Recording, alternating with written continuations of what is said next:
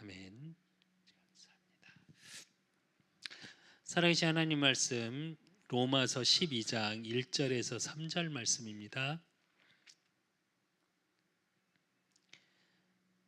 로마서 12장 1절에서 3절 말씀 제가 가진 성경으로 신약성경 256페이지입니다.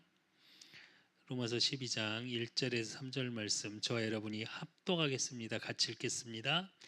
그러므로 형제들아 내가 하나님의 모든 자비하심으로 너희를 권하노니 너희 몸을 하나님이 기뻐하시는 거룩한 산 제물로 드리라.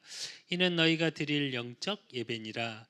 너희는 이 세대를 본받지 말고 오직 마음을 새롭게 함으로 변화를 받아 하나님의 선하시고 기뻐하시고 온전하신 뜻이 무엇인지 분별하도록 하라. 내게 주신 은혜로 말미암아 너희 각 사람에게 말하노니 마땅히 생각할 그 이상의 생각을 품지 말고 오직 하나님께서 각 사람에게 나누어 주신 믿음의 분량대로 지혜롭게 생각하라. 아멘. 저와 여러분은 오늘 로마서 12장 1절에서 3절의 말씀이 저와 여러분의 사실은 평생 속에 있어야 돼요. 그건 무슨 얘기냐? 저와 여러분의 삶이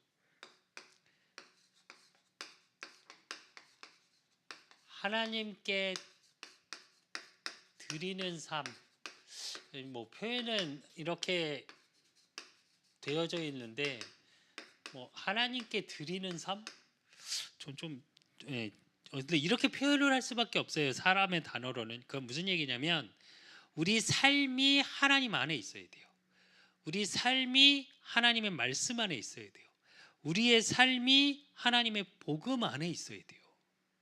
그러니까 정확히 말하면 어쩌면 우리가 하나님께 드리는 게 아니라 이미 우리에게 주신 삶이에요. 그러면 한 번은 생각해 봐야 돼요. 반대로 얘기하면 성경에서 말하는 전체적인 이야기가 뭐냐? 예수가 그리스도 되시며 구약 그 메시아가 오시지 않았다. 메시아를 보낼 것이다. 신약이 뭐요? 메시아가 오셨다. 그분이 예수님이 그리스도시다. 성경의 전체적인 내용이 이거거든요. 그럼 그리스도가 왜 필요할까요? 우리의 죄 문제, 하나님 떠난 문제, 하나님 만나는 길을 여신 그분이 오직 예수 그리스도 한 분이기 때문에, 그렇다면 우리의 삶이 그 구원의 축복 속에 있어야 되는 거잖아요. 그러면 정확히 얘기하면 복음 안에 있어야 되고 말씀이 곧 하나님이라고 그랬으니까 말씀 안에 있고 하나님 안에 있는 것, 이게 다 같은 얘기거든요. 그렇다면 그 하나님 안에 있다라는 비밀 속에 있으면 여러분의 삶을 통해 뭐가 보여지냐? 우리의 삶이 하나님 나라의 일 속에 있는 거예요. 그걸 우리는 하나님 나라의 일에 쓰임 받는 인생, 쓰임 받는 삶을 얘기하는 거죠. 그렇다면 성경에는 세 종류의 사람이 나와요. 그 첫째가 뭐요? 잠시 쓰이는 사람. 또 한 부류는 어떻게 나와요? 자기 상처에 걸려서 자기 운명에 걸려서 넘어지는 사람. 또 어떤 사람이 나와요? 계속 끝까지. 그렇다면 잠시 쓰임 받는 사람은 왜 그럴까요? 쉽게 말하면 자기의 인생의 가치가 바뀌지 못했어요. 자기 인생의 가치라는 건 이 속에서 뭐가 나와요? 인생의 목적이 나와요. 그게 잠깐 왔다가 사라지고 진짜 인생의 최고의 가치는 뭘로 돼 있냐? 세상의 것으로 돼 있는 사람. 그러면 잠시는 쓰임 받아요. 그러나 그 이후에 자기의 가치 목적 때문에 다른 길을 가죠, 본인이. 또 상처 때문에 뭐 하는 사람이야? 넘어지는 사람. 넘어질 수 있어요. 근데 무슨 얘기냐? 상처 때문에 그게 나의 올무가 돼요. 그게 나의 덫이 돼. 그래서 빠져나오질 못해. 계속 뭐만 하려고 그러면 그거에 붙잡혀 있고, 그래서 또 넘어지고, 또 뭐만 하려고 그러면 그거에 붙잡혀 또 넘어지고. 제가 요즘 하나님 앞에 계속 기도하는 게 뭐가 있냐? 사실은 한 이틀 동안 몸 컨디션이 너무 안 좋아서 사실은 집에 조금 있으면서 제가 하나님께 계속 이 질문을 좀 했어요.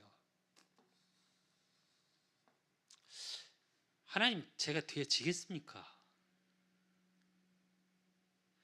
분명히 높은 산에 올라 하나님을 보라 하라 응답 주시겠다고 그랬고, 지금에 있는 모든 것이 하나님의 시간표에 내가 있음을 원단 메시지를 통해서 확인시키셨고, 그러니까 내 것이 아닌 하나님의 것으로.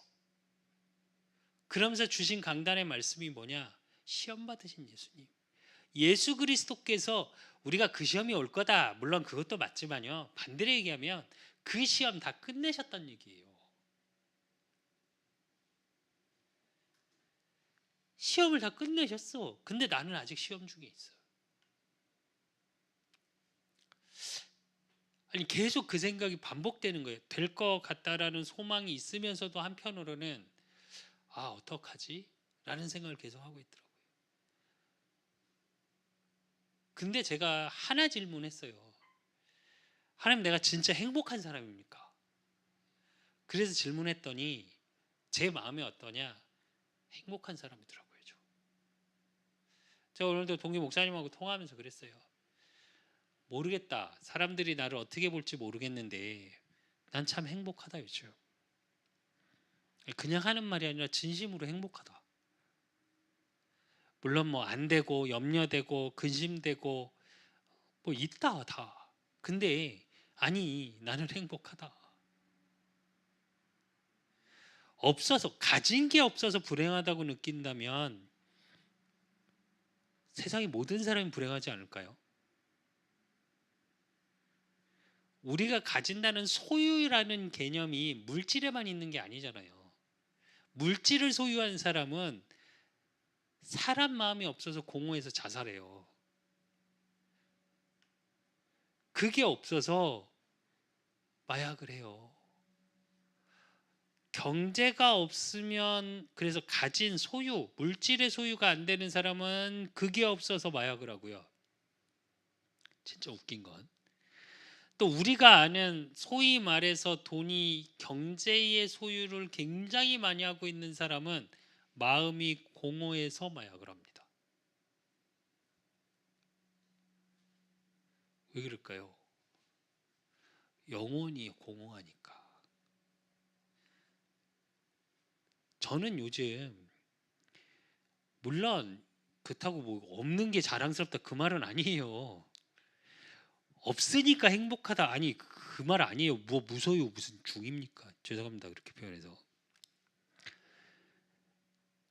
그런 일차원적인 얘기가 아니라 진짜로 제 마음의 생각에 나 행복한 사람이구나 라는 건 맞아요. 저는 무슨 말이냐, 내가 상처에 매여서 빠져나오지 못할 나였는데 복음의 능력으로 제가 보여줘요. 이게 내가 연약하구나, 이럴 수밖에 없구나, 내가. 참, 또 넘어지는구나, 내가 묶여있던 것들이 이런 거구나.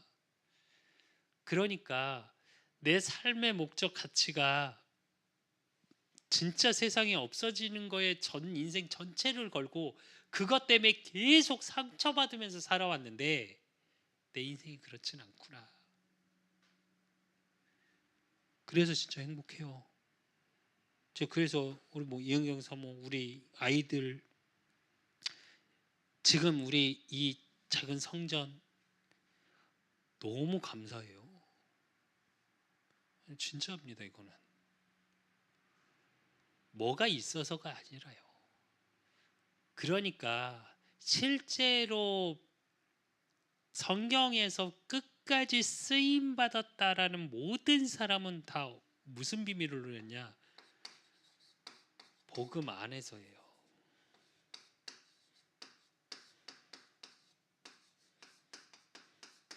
무슨 얘기냐? 세상에서 가치를 가지고 있으면 계속 상처받아요. 근데 복음의 가치를 진짜 발견하면 이 상처를 뛰어넘어요. 오히려 상처가 내가 앞으로 갈 수 있는 발판이 돼요. 뜀틀 아십니까? 뜀틀 경기. 저는 이제 운동할 때 그거 이제 한 번씩 뛰어봤는데, 여러분 왜 이렇게 마루나 기계체조 할 때 그 뜀틀 뛰는 게 되게 쉬워 보이시죠? 그거 점프하면 잘 뛰어질 것 같죠? 가서 한번 뛰어보세요. 안 뛰어집니다. 죄송한데 그냥 제자리에서 이렇게 뛰어갖고는 그거 뛴 만큼도 안 뛰어져요. 우리가 그냥 이렇게 바닥에서 뛰는 만큼도 잘 안 뛰어져요. 아십니까? 그걸 뛰려면 어떻게 해야 돼요? 뜀틀이 되게끔 하려면 어떻게 해야 되냐? 정말로 세게 팡 하고 그 뜀틀이 튀어 올라오는 관성과 내 무릎 관성이 타이밍이 기가 막히게 맞아야 탕 튀어 오르는 겁니다. 그냥 가서 뛰어보시잖아요. 일반 분들 못 뛰어요.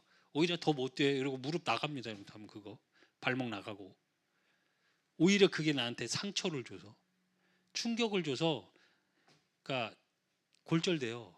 오히려 관절이 다쳐요. 오히려.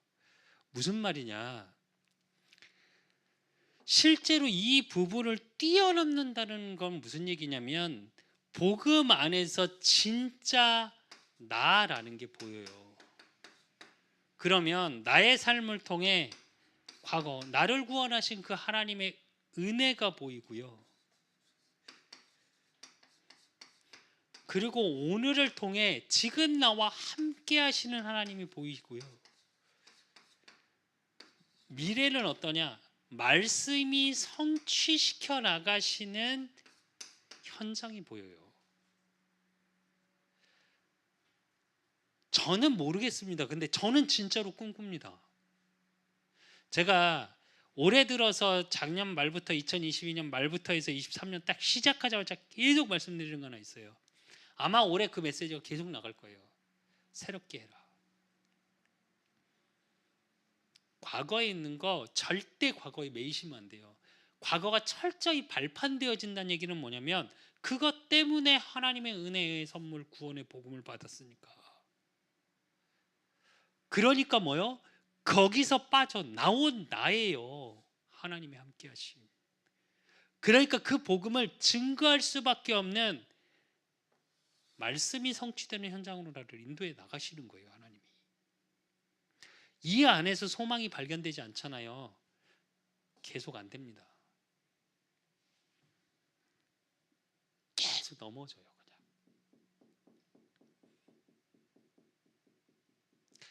가치를 바꾼다는 얘기가 뭐냐? 요게 바뀌어지는 거예요. 복음 안에서로.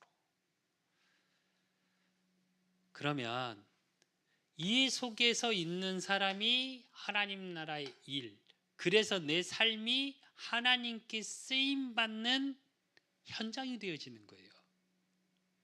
그러면 우리가 하나님께 드리는 삶이란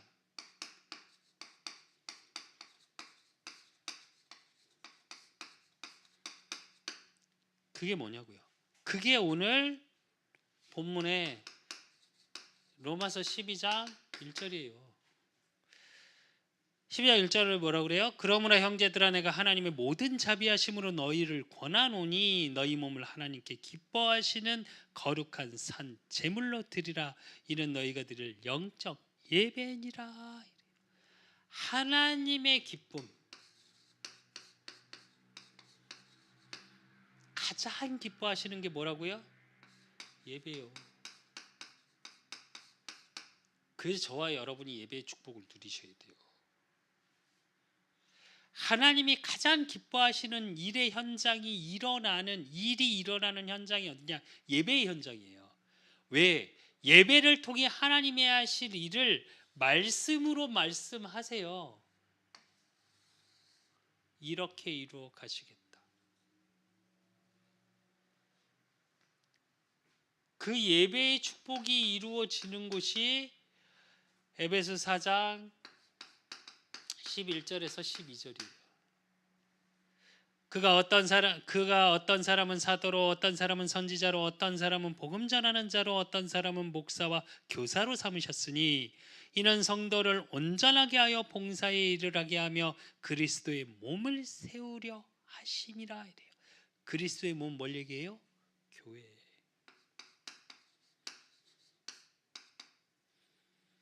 그래서 여러분 진짜 교회 사랑하셔야 돼요. 제가 그래서 몇 번 말씀드렸잖아요.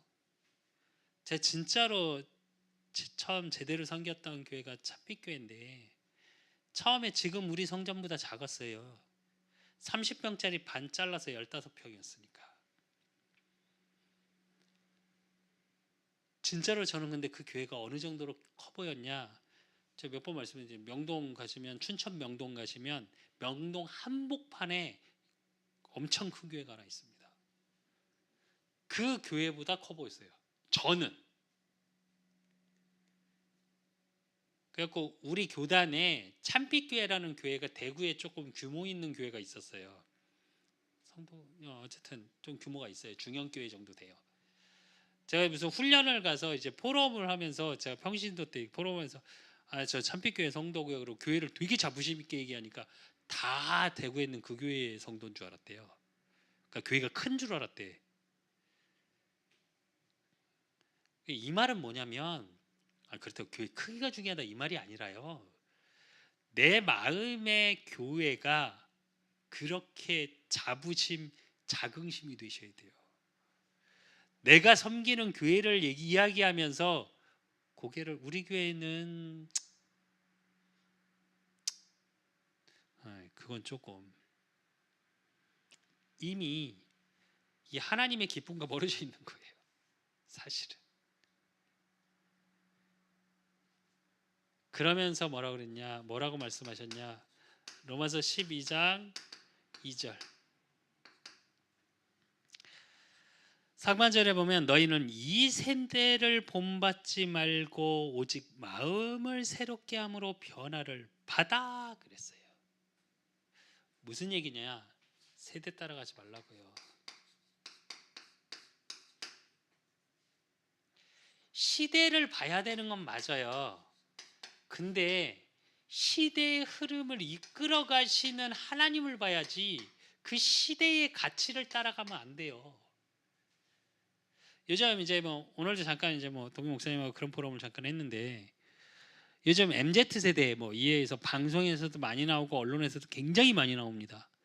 지금 전체적으로 전 세계적으로 어떤 시대인지 아십니까? 과도기적 시대예요. 정확히 말하면 혼란의 시대예요. 왜 그러냐? 우리가 그동안 살아왔던 가치관이 바뀌는 시대거든요. 지금 요즘 버스 타면 광고에서도 나옵니다. 서울시에서 광고를 하는 방송이 계속 나오는데 뭔 방송이 나오냐? 서두르지 마세요 그러면서 나와요. 그 광고 뭔지 아십니까?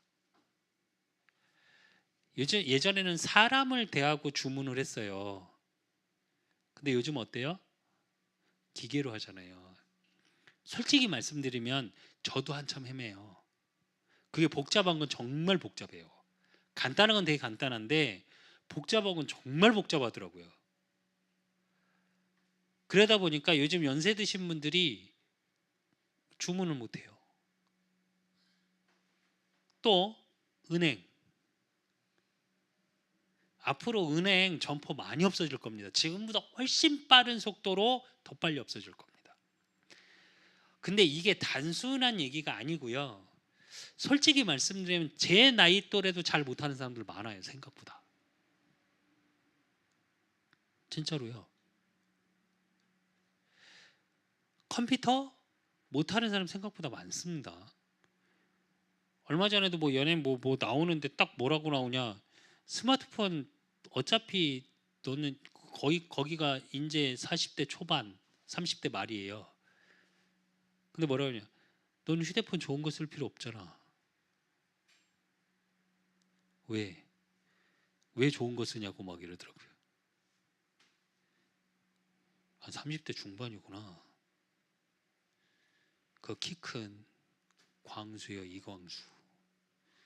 휴대폰을 다른 용도로 쓰질 않는데. 이게요, 과학과 문화 자체가 어떻게 확확 바뀌어가고 있냐. 우리는 저희 세대만 해도 현금 들고 다니던 세대입니다. 근데 지금 현금 필요 있어요?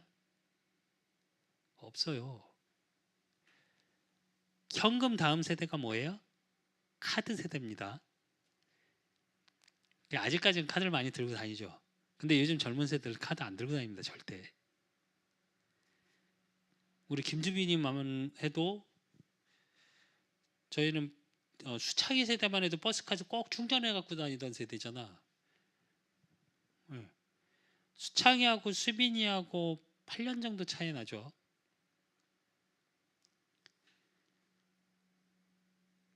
8, 9년 차이. 근데 핸드폰 자체로 핸드폰에다 버스카드를 그냥 충전시켜요. 무슨 얘기냐? 스마트폰 하나로 다 집어넣어요. 제가 얼마 전에 해외 갔다 오는데, 예전에는 반드시 티켓팅을 하고 이제 공항에 가서 이제 비행기 그거를 하면 반드시 그 예약 그 증서를 프린터해서 갖고 가든가 종이 페이퍼를 가져가야 했어요. 지금 어떤지 아십니까? 제 친구가 여행사인데 핸드폰으로 주더라고요. 근데 그 항공사에 딱 가니까 뭐라 그러냐, 여권만 있으시면 돼요. 끝. 이게 무슨 얘기냐면, 지금 7, 80 정도 되신 분들의 세대, 또 다음 우리 세대, 저희 세대, 그리고 지금 아이들의 세대가 그냥 정도가 아니라 뒤집어진 세대예요. 요 세대가 함께 살아. 그래서 모든 게 혼란의 시대예요. 사실은 보이지 않게. 왜? 모든 정책을 할 때 연세 드신 분들은 점점 많아져가고 어린 세대는 적어지는데, 연세 드신 분들의 세대를 무시할 수 없어요. 또 그걸 어려워하는 중간 세대를 무시할 수 없어요. 근데 지금 있는 세대는 이게 또 다 필요 없어요. 그러다 보니까 요걸 아우르기가 너무 힘든 세대. 모든 정책을 필 때. 그래서 더 혼란스러운 겁니다, 사실은. 지금 미래학자들이나 많은 책에서 계속 얘기하는 게 뭐냐, 그러죠. 우리 세대는 이해할 수도 없는 가상화폐가 현금화되고 있는 시대죠. 가상화폐, 말 그대로 가상으로 만들어진 돈이래요. 그럼 우리로 얘기하면 장난감이에요, 우리 세대로는. 근데 그걸로 뭘 결제를 한대. 물론 그건 지금 다 무너졌습니다. 그 가치 기준이라는 게 없어졌어요. 근데 이건 뭘 의미하는 거냐면, 앞으로는 그렇게 전체적으로 가상화폐까지는 아니지만 화폐의 기준도 바뀐다는 말이에요, 의미적으로. 그러니까 요걸 어우르면서 앞으로 나갈 거는 나가야 되는 과도기죠. 그래서 사실은 지금 굉장히 혼란의 시대예요. 근데 요게 똑같이 어디에 들어와 있냐? 교회에 들어가 있습니다. 젊은 세대는 그래서 교회를 떠나고요. 지금 교회에서 기도하고 교회를 세우신 세대가 어떤 세대냐? 70대에서 50대의 세대들이에요. 그러니까 교회 문화가 어떠냐? 바뀌어지질 못해요. 지금 그러니까 일어나고 있는 세대, 우리 청년의 세대는 교회를 이해할 수가 없어요. 이번에도 왜 제 여동생 와서 카페에 앉아서 저희 어머니하고 얘기하면서 그런 얘기 계속했죠. 제 여동생하고 앉아서 저희 어머니 단방에 그러시죠. 기성세대 목사님들 빨리 은퇴하셔야 된다고. 그래서 젊은 세대 목사님들이 이렇게 하셔야 된대. 제가 말을 했습니다. 제 속으로 어머니 아들도 목회자고 개척에서 있는데 어머니 아들이 70대서 은퇴 안 한다 그러면 어떻게 하려고 말을 저렇게 하지? 속으로 그랬는데 그러면서 하는 말이 목사님들이 안 된대. 제가 그래서 말을 했습니다. 그렇게 말하면 안 된다고. 그 목사님들의 기도와 그 목사님들이 있었으니까 그걸 뭐라 하면 안 되고 깨어 있을 수 있게 도와야죠. 그렇게 말을 했는데 실제로 지금 교회가 그래요. 그래서 젊은 층들이 우리 청년 세대 지금에 있는 아이들의 세대는 우리 후대들은 교회를 안 오려고 그래요. 올 이유도 없고 문화적으로 가치관적으로 안 맞는 겁니다. 지금 우리 그사랑교회가 문화적인 교회라는 얘기를 자꾸 하죠. 왜 제가 그러면서 모든 걸 깨려고 되게 애쓰냐면 그렇다고 정말 조심해야 될 건 복음의 근원이 깨지면 안 돼요. 복음의 가치가 바뀌면 안 돼요. 왜 제가 이런 얘기를 하냐? 그 세상의 가치관을 그대로 갖고 들어오니까 지금 갖고 있는 교회의 기성 세대들을 통해서 교회가 발전이 없어지는 거예요. 그렇다고 지금 세대, 우리 말로 MZ 세대 일하면서도 무선 이어폰 끼고, 요즘 그 영상 엄청 떠돌거든요. 무선 이어폰 끼고 상사가 얘기하면 일할 때는 그걸 빼고 해야지. 왜요? 일에 방해 안 되는데요. 근데 아세요? 이것도 교회에 들어와 있습니다. 그러니까 기성세대 장로님, 권사님들, 중직자하고 지금 청년들하고 안 맞는 겁니다. 솔직히 말하면. 여기서 이 세대를 본받지 말라는 건 시대의 사단이 역사하는 영적 흐름을 말하는 거예요. 복음이 복음되기 위해서는 세대의 문화를 뛰어넘는 게 복음이에요. 왜? 그 문화를 이끌어 가시는 분이 하나님이시니까. 그렇다면 복음 문화가 어때야 되냐? 그 문화를 이끌어 갈 수 있어야 돼요. 그러니까 이해 잘 하셔야 돼요. 세대를 본받지 말라니까 세대 싹 무시하고 그럼 우리 다 산으로 올라가야 된다니까요. 근데 웃긴 거 아세요? 불교는 시대가 흘러가는데 더 많이 갑니다. 사람들이. 여기에 대해서 할 말이 너무 많아서 말이 길어질 것 같고, 진짜 생각해 보셔야 돼요. 그러니까 여기서 말하는 세대를 본받지 말라는 말은 흑암에서 말하는, 거기서 나오는 문화 속에서 나오는, 흑암 문화 속에서 나오는 가치관과 세계관을 얘기하는 거예요. 그 세대를 말하는 거예요. 그렇기 때문에 뭐라고 그래요? 하반절에 세대 얘기를 해놓고 새롭게 함으로 변화를 받으라고 해놓고 하나님의 선하시고 기뻐하시고 온전하신 뜻이 무엇이든지 분별하도록 해라. 이게 키예요. 요게 키예요. 흑암이 역사하고 흑암의 문화 속에서 이끌어가는 그걸 따라가려고 하지 말고 그 속에서 선하시고 온전하게 해서 구원 사역을 이루시기 위한 하나님의 일, 그 뜻을 분별할 수 있어야 돼요. 우리는 그게 우리의 삶이어야 돼요. 여러분의 인생 전체가, 저도 마찬가지고요, 그 속에 있어야 돼요. 그러면 그때 나오는 게 마태복음 6장 33절이에요. 의식주, 무엇을 입을까 무엇을 마실까 너희는 염려하지 마. 그건 이방인이 구하는 것이래요. 그래놓고 뭐요? 너희는 먼저 그의 나라와 의를 구하라. 그리하면 모든 것을 더하시리래요. 그건 무슨 얘기냐? 우선순위. 우리 인생의 우선순위가 분명해야 돼요. 그러면 우리의 삶이 이렇게 되기 위해서 먼저 돼야 될 게 있어요. 먼저 할 것. 그게 뭐냐? 기도의 비밀이에요. 우린 자꾸 방법을 찾아요. 어떻게 해야 하지? 어떻게 만들어가지? 시대가 이런데, 뭐가 이런데. 아니, 그게 아니고요. 제가 늘 하는 말 하나 있습니다. 뭘 하기 전에 기도를 먼저 해라. 또 하나, 기도의 사람을 모아라. 그러면 하나님이 사인이 언젠가 온다. 그때 움직여라. 그래서 마가복음 1장 35절.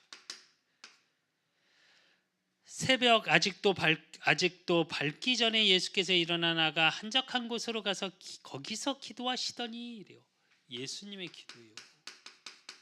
예수님의 새벽 기도.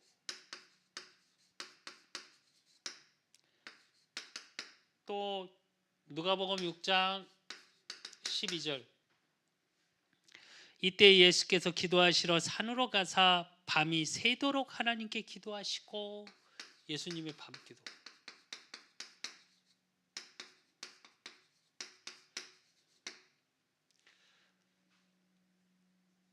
금요초래가 제일 먼저 시작하신 우리 예수님.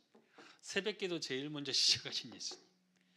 그 얘기는 가장 조용한 시간에 내가 있는 곳에서 하나님 앞에 기도하는 거예요. 그리고 요한복음 6장 15절. 그러므로 예수께서 그들이 와서 자기를 억지로 붙들어 임금으로 삼으려는 줄 아시고 다시 혼자 산으로 떠나가시니라 이래요. 이때가 언제예요? 오병이어의 기적이 있을 때. 응답 이후. 우리는 응답 이후 자꾸 응답을 쫓아가려고 그래요. 아니요. 진짜 저와 여러분이 응답의 현장 응답 받았죠. 오늘 2023년 진짜 하나님이 우리 그 사람께 응답하실 거거든요. 우리 이은경 사모님, 우리 수창이, 수빈이 분명히 응답의 문을 열어 가실 거예요. 높은 산에 오르게 만들어 가실 거예요. 또 우리 송경인 집사님, 저희 기도하고 있는 분들 반드시 올라가게 하실 거예요. 그러면 진짜 중요한 건 뭐냐? 그때 하나님과 소통하는 비밀이 있어야 돼요. 안 그러면 우리는 어떻게 하냐? 모르겠습니다. 여러분은 성전이 좋으셔서 모르겠는데 저는 제 의가 나와요. 하나님이 저를 왜 이렇게, 제가 오늘도 이렇게, 오늘 날씨가 진짜 좋더라고요. 버스를 타고 이렇게 오는데 날씨 좋아서 하나님을 이렇게 쳐다보면서 하나님께 기도하는데 무슨 생각이 드냐? 제 체질이 어떤 체질이냐? 참 놀기 좋아하는 체질. 하나님, 놀러 갔으면 좋은 날씨네요. 그래서 차를 가져가셨습니까? 혼자 막 이러고. 근데 제 속에서 무슨 생각이 자꾸 드냐? 응답이 왔으면 좋겠다. 우리가 소위 말하는 세상적인 응답이 왔으면 좋겠다를 놓고 하나님 앞에 기도하면서 제가 무슨 생각이 드냐? 나 그 응답 받고 싶어요. 그랬어요. 하나님께. 그 누구도 무시 못할 만큼 저 응답 받고 싶어요. 근데 그 응답이 하나님 나의 높은 산이 되게 하십시오.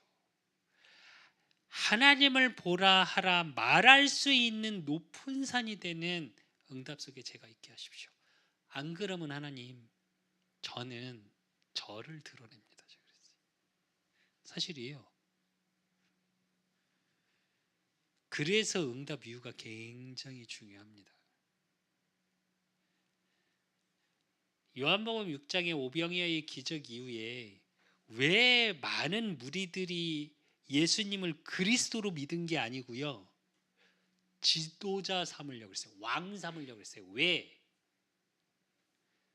의식주 해결되니까.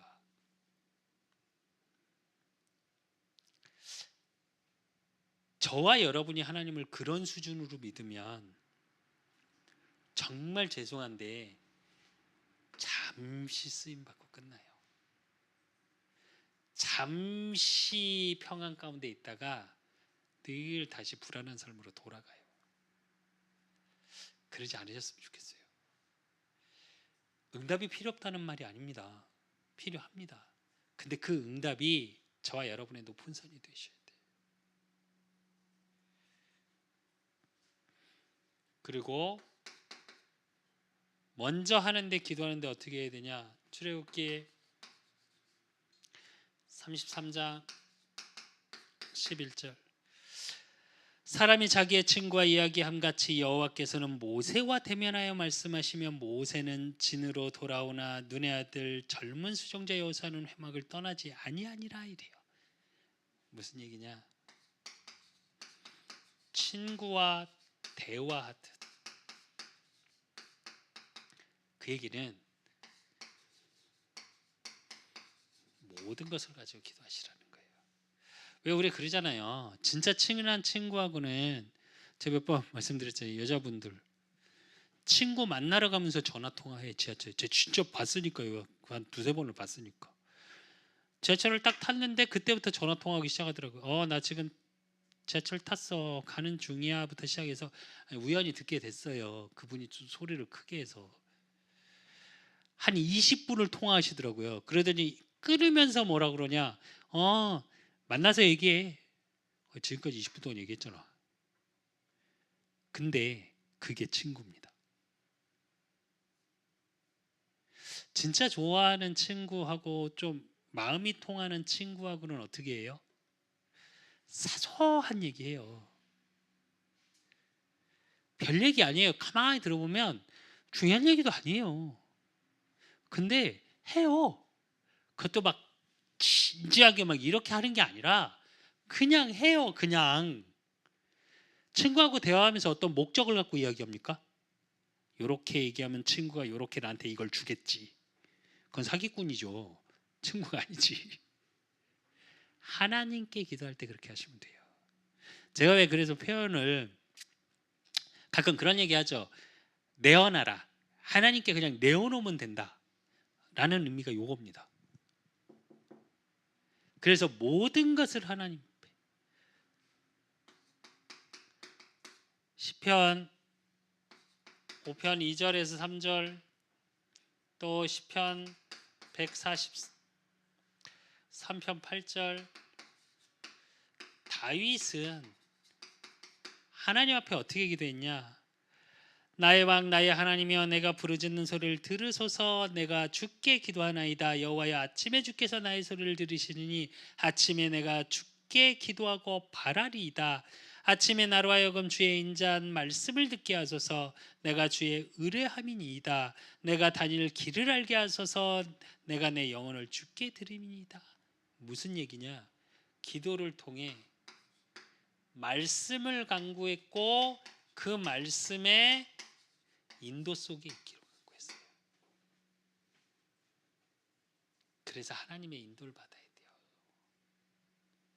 제가 왜 작년 말부터 우리 그 사람 교회 계속 놓고 기도하면서 철저히 성령 인도 받게 해주시라는 기도를 계속 하자고 했던 말이 이 때문이에요. 우리도 모르게 내가 갖고 있던 가치관, 세대의 흐름, 시대의 흐름이 먼저 되어질 때가 있어요. 그럼 어떻게 되냐? 우리는 굉장히 발빠르게 움직였다고 생각하지만 그게 하나님의 뜻이 아닐 수 있어요. 그래서 뭐냐? 항상 우리가 우리의 삶이 어느 속에 있어야 되냐? 하나님의 기쁨 속에 있어야 되고요. 그 하나님의 기쁨 속에 있으니까 하나님이 은혜 주시고 이끌어 가시는데 그걸 확인하고 누리는 비밀이 뭐냐? 기도예요. 우리의 삶이 말씀 안에 있어야 되고요. 그래서 예배 안에 있어야 되고 그 예배와 말씀을 통해서 우리의 삶을 인도받는 비밀이 뭐냐? 기도예요. 그렇다면 이 부분이 우리가 예배가 중요하고 기도가 중요한 이유가 뭐냐고요. 그냥 우리 이미 하나님 자녀 됐으면 복음 안에 있는 삶인데 그 이유가 뭐냐? 베드로전서 2장 2절. 갓난 아이들같이 순전하고 신령한 젖을 사모하라. 이는 그로 말미암아 너희로 구원에 이르도록 자라게 함이라. 이래요. 우리가 영적 성장이 돼야 되니까. 그래야 보고 듣고 판단하고 선택하는 게 달라지겠죠. 그리고 왜 그래야 되냐? 요한복음 15장 4절에서 5절 7절에 보면 뭐 포도나무 비유 나오죠. 그러면서 뭐라고 말씀하세요? 너희가 내 안에 거하고 내 말이 너희 안에 거하면 무엇이든지 원하는 대로 구하라. 그리하면 이루리라. 그래요. 복음 안에 있는 거. 사실은 이게 안 되면 우리는 복음 안에가 생각보다 쉽진 않습니다. 세상 안에가 더 커질 때가 많아요. 그리고 베드로전서 5장 8절에서 9절, 또 고린도후서 11장 14절, 어떤 존재가 있어요? 사단이라는 존재가 복음 안에 말씀 안에 없도록 철저하게 시험해요. 이번 주 우리 강단을 통해서 봤습니다. 사단이 어떻게 속이냐?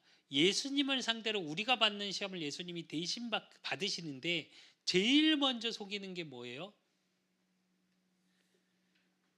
말씀에 순종하지 못하게, 경배의 대상을 바꾸고 내 삶이 먼저 돼서 말씀 속으로 들어오지 복음 안에서가 안 되게, 내 삶이 전체인 것처럼.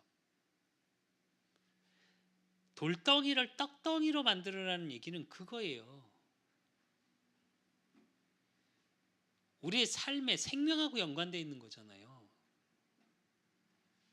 그래놓고 그 다음에 뭐예요? 떨어지면 수동에서 받들지 않겠냐? 뛰어내려봐. 너 진짜 하나님 믿어? 믿니?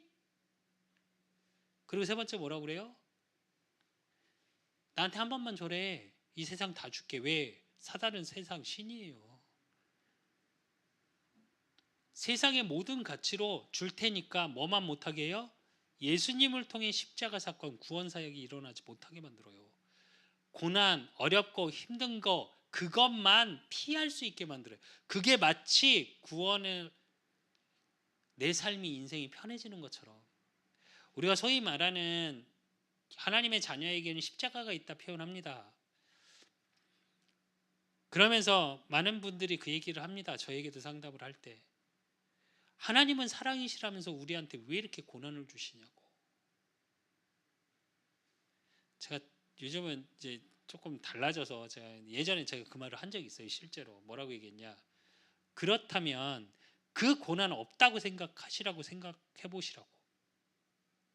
그럼 행복하셨냐고. 복음 없는 고난 속에 있는 것보다 복음 안에 답을 소유하고 그 고난을 통해 내가 하나님의 은혜가 무엇인지, 감사가 무엇인지, 내 삶의 복음의 가치가 무엇인지 발견해 나가는 게 더 감사한 거 아니냐고 제가 이렇게 표현했었어요. 물론 그분 아파하셨습니다. 이 얘기할 때. 좀 이렇게 확 찌르는 말이니까. 요즘은 그렇게 안 합니다. 요즘은 그렇게 말하면 안 될 것 같아서. 근데 팩트만을 말하자면 그래요. 사단은 그렇게 묘하게 패요. 그러면서 뭐요? 광명의 천사로 계속 어떻게 해요? 우리 삶을 흔들어요.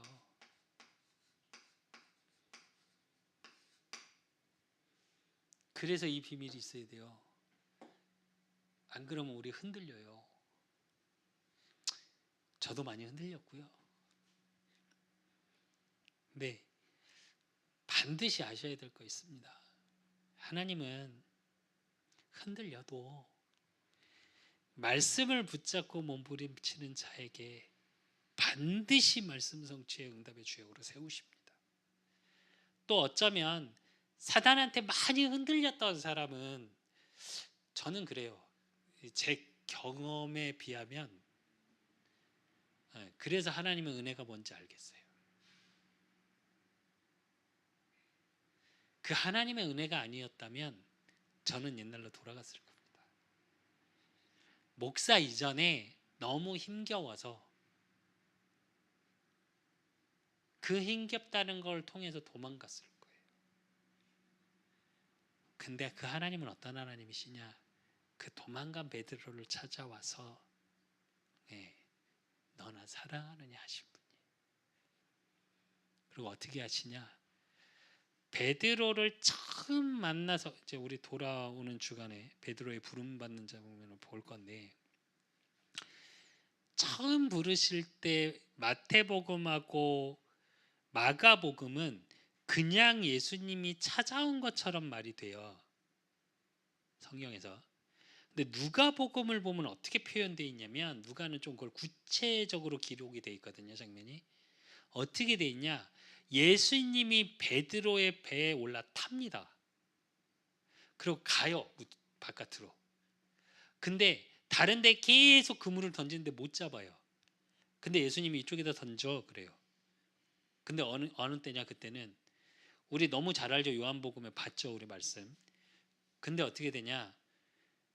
요한복음에는 마지막에는 예수님이 그물이 찢어지지 않게 하시죠. 근데 그물이 찢어집니다. 성경이 어느 정도 재밌냐? 그물이 찢어지고 어떻게 찢어진 그물에서 배에 담았어요, 고기를. 근데 어떻게 됐냐? 배가 가라앉아 버려요. 물고기를 너무 많이 잡았어. 그래놓고 예수님이 베드로의 그 배에서 말씀을 강론하시고 그 다음에 베드로를 불러요. 제가 오늘 말씀을 준비하고 그 말씀을 이렇게 묵상하면서 구원의 기적, 그 모습을 보고 베드로가 무릎 꿇거든요. 두려워 떨며. 예수님은 두려움의 대상이 아니거든요.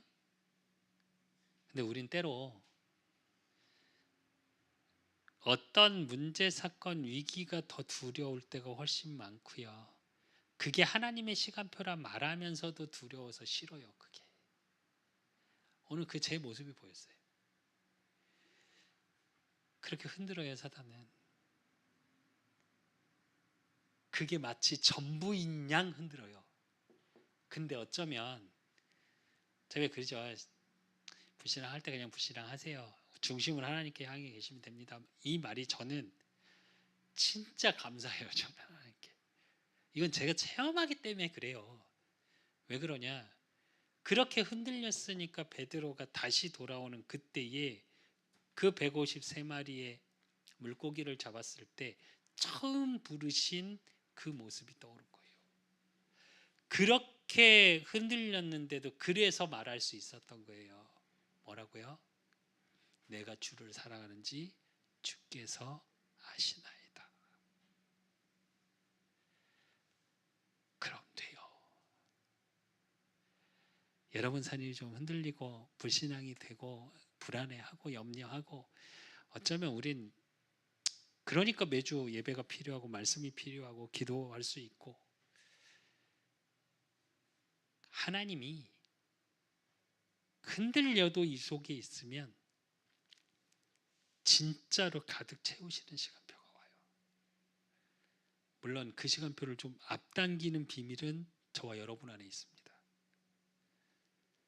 말씀을 가지고 어느 정도 분별할 수 있냐예요.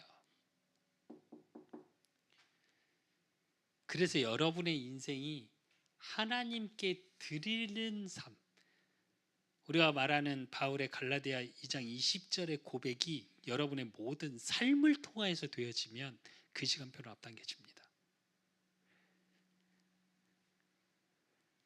그리고 또 디모데후서 2장 15절, 너는 진리의 말씀을 옳게 분별하며 부끄러울 것이 없는 일꾼으로 인정된 자로 자신을 하나님 앞에 드리기를 힘쓰라 이래요. 분별하라고 그랬는데 왜 분별하라고요? 진리의 말씀을 옳게 분별하여 이래요. 그 얘기는 이미 주셨기 때문에.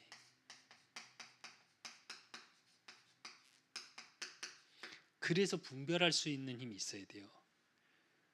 그리고 베드로전서 1장 23절 23절에 보니까 너희가 거듭난 것은 썩어질 씨로 된 것이 아니요 썩지 아니할 씨로 된 것이니 살아있고 항상 있는 하나님의 말씀으로 되어 있느니라. 이래요. 살아있는 말씀.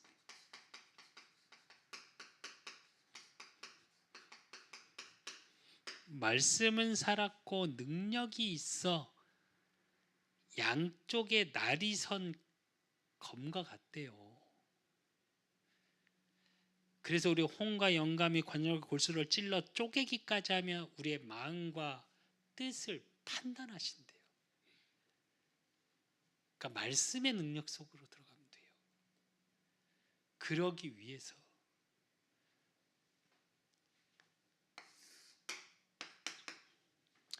그리고 그렇다면 어떻게 이 일을 할 수 있나?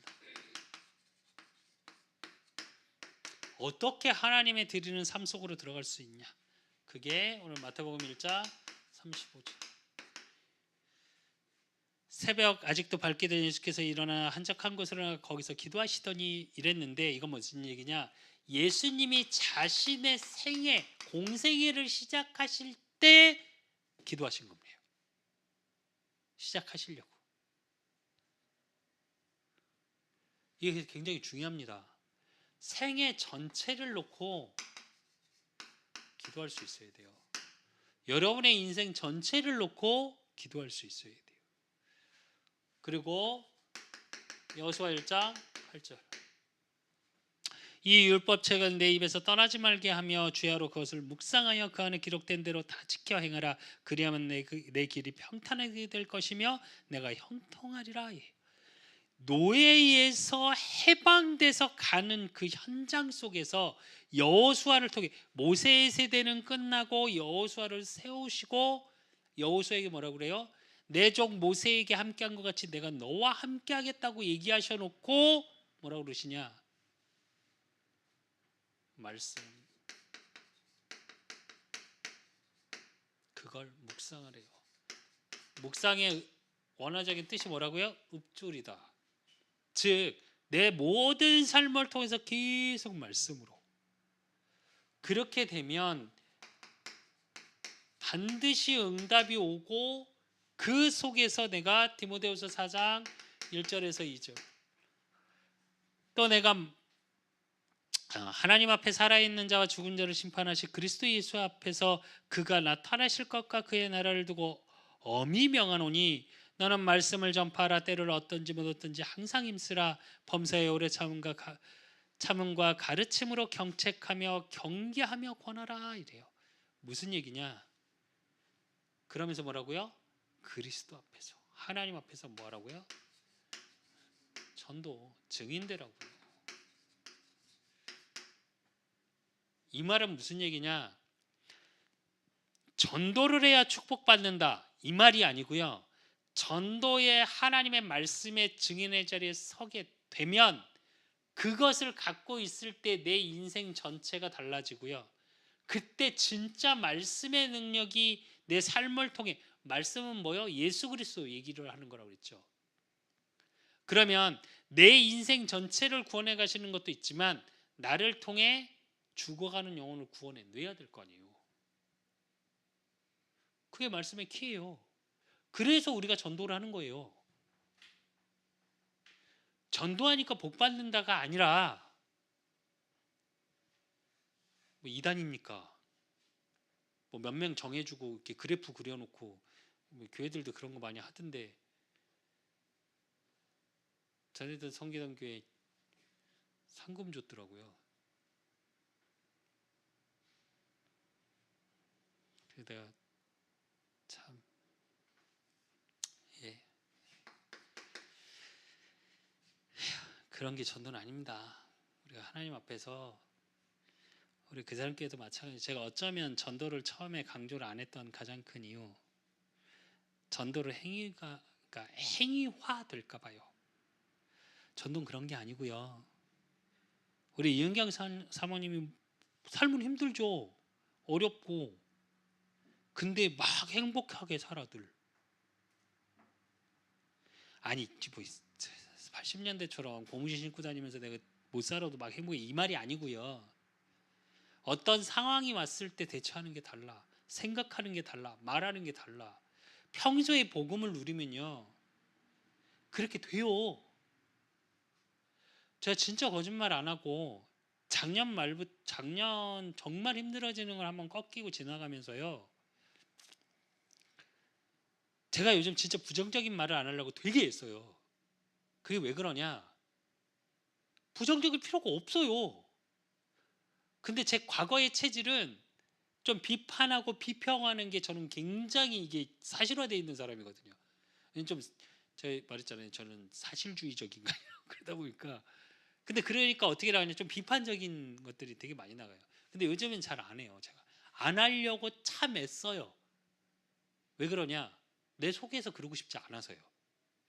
그전에는 비판해야 된다는 생각했어요. 왜 제가 이 얘기를 하냐? 이게 복음이에요. 진짜로요. 제가 우리 여동생 놓고 기도하는데, 가정 가문 놓고 기도하는데, 제가 계속 기도하면서 하나님께 뭐라고 기도하는지 아십니까? 하나님, 나 증인 되게 하십시오 그래요.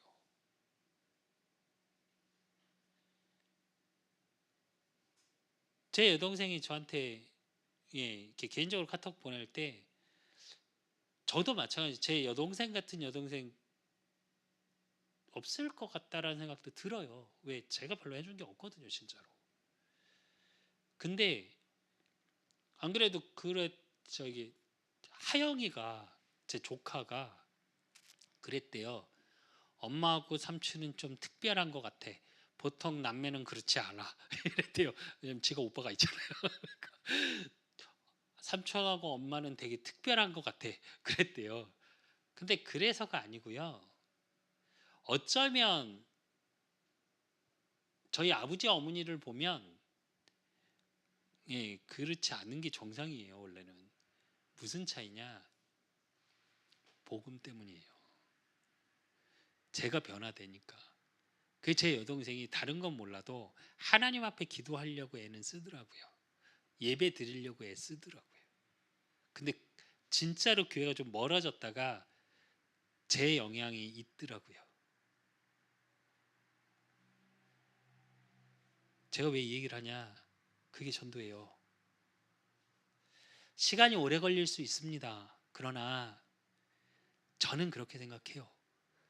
여러분이 복음으로 행복하고 하나님의 은혜로 충만한 삶 속에 있으셔야 진짜 전도가 되어지는 것 같아요. 그게 진짜 전도 같아요, 저는. 그래서 우리 그 사람 교회도 그러고 싶어요. 그런 성도들이 모였으면 좋겠고, 그렇게 복음으로 행복하고 그 복음으로 행복한 게 내 삶을 통해서 확인되어지는 삶, 그런 포럼을 막 하고, 제가 그래서 아침에, 저는 나중에 성도들이 와도 아침에 이렇게 잠깐에 다가와 커피 마시는 예배전 포럼을 할 겁니다. 저는 사실은 우리 가족이어서 모여서 제가 그걸 하는 게 아니에요. 솔직히 말하면 원래 그렇게 하려고 했어요. 원래 삶을 좀 나누고, 그게 전도예요. 그러면 어떻게 되냐? 디모데후서 2장 2절. 또 내가 많은 증인 앞에서 내게 들은 바를 충성된 사람들에게 부탁하라. 그들이 또 다른 사람들을 가르칠 수 있으리라 이래요. 그래서 여러분이 양육할 수 있어요. 다른 사람을 돕는 걸 해보셔요. 여러분이 현장에서 요걸 놓고 기도하셔야 돼요. 처음부터 복음 전에서 영접해서 말씀 운동을 시작할 수도 있어요. 그러나 개인 양육을 시작할 수도 있는데, 저는 솔직히 그렇습니다. 반대해야 되지 않을까? 계속 대화를 하면서 그 복음이 느껴지고 나눠지고 그러면서, 이 하나님이 누구시고 예수님이 그리스도, 그 예수님이 누구신지 알고 싶게 나누어지는 것부터 시작되어져야 되지 않을까라는 생각을 해요. 그래서 그 예수님이 그리스도라는 정확한 사실을 알고 마음으로 믿어 입으로 시인하여 그렇게 영접을 하는 게 맞는 거라고 생각해요. 저는 시간이 갈수록. 그래서 여러분의 2023년 기도 제목 중에 여기 들어가야 돼요. 말씀 운동을 한다니까 막 말씀이 살아서 막 사람들이 계속 모여들고 이 얘기가 아니에요. 이 얘기가 아니고 진짜로 한 사람을 살리는 양육을 해보세요. 그럼 여러분이 잘합니다. 진짜로요. 그러면 하나님이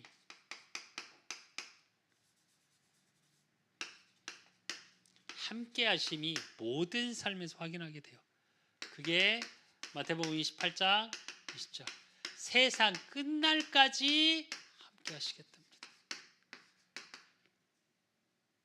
마태복음 16장 18절. 뭐라고요? 또 내가 내게 이르노니 너는 베드로라. 내가 이 반석 위에 내 교회를 세우리니 음부의 권세가 이기지 못하리라. 그래요. 그게 영적 축복이에요.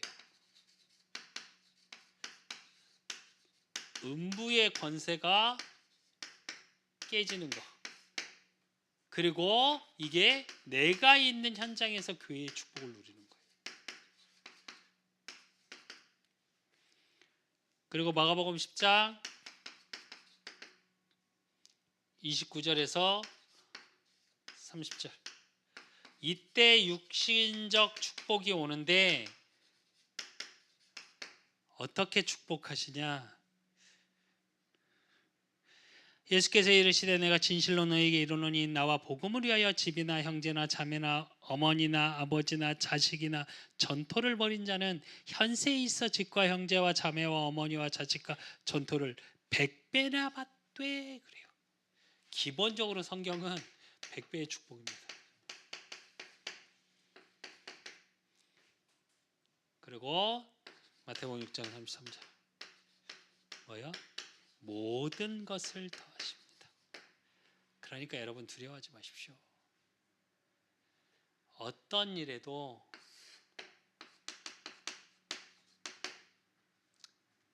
나의 삶에